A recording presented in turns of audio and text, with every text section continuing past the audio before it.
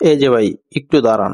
আপনি কি কখনো এমন একজন মানুষকে দেখছেন যিনি ৩০ বছর ধরে একই জায়গায় বসে ছোলা বিক্রি করছেন?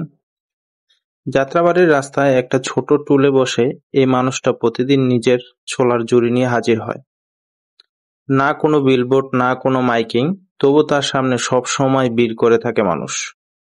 এই ছোলার স্বাদ শুধু মুখে না, এই ছোলার মধ্যে আছে সংগ্রাম, শ্রম আর সার্থকতার গল্প।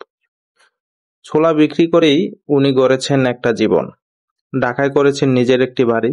ভাবছেন, হ্যাঁ, একদম নিজের পরিশ্রমের টাকায়।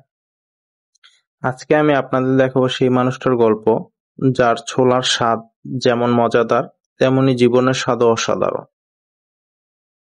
দেখেন কিভাবে ছোলার সাথে কাঁচামরিচ, পেঁয়াজ, লেবু আর মশলা মেশাচ্ছেন। হাতে যেন অভিজ্ঞতার ছাপ, গায়ে পরিশ্রমের ঘ্রাণ। এটা কোনো রেসিপি না, এটা একটা অভ্যাস, যে অভ্যাসে গড়ে উঠেছে এক জীবনের গল্প। লোকটা একেবারে শান্ত, কোনো কথা না, শুধু নিজের কাজ নিয়ে মনোযোগী। এটাই তার সিগনেচার। অনেকে ভাবে বড় হতে গেলে অনেক কিছু লাগবে, কিন্তু এই মানুষটা প্রমাণ করে দিয়েছে ছোট একটা কাজও যদি মন দিয়ে করা যায়, তাও একটা বড় গল্প তৈরি করে। এই ভিডিওটা শুধু একটা খাবারের ভিডিও না, অ্যাকচুয়ালি ওনার যেই ছোলার যেই সৌন্দর্যটা, উনি যে সুন্দর করে সাজিয়েছেন, ওনার এই কালারফুল খাবারটা দেখেই কেউ লোভ সামলাতে পারবে না। আমি যখন যাচ্ছিলাম দেখেই আমার মনে হইলো যে এটা খাওয়া খুব প্রয়োজন।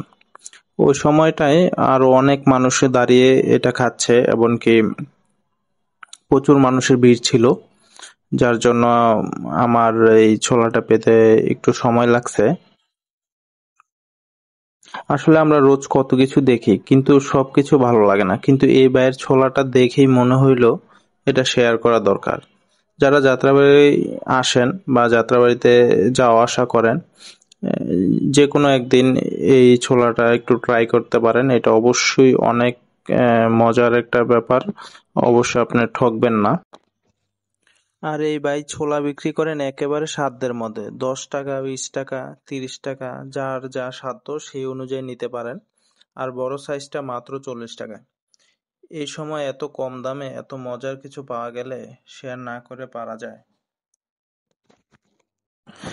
যারা যাত্রাবাড়ির পাশ দিয়ে যাতায়াত করেন, তারা একদিন হলেও এই ছোলাটা ট্রাই করে দেখেন।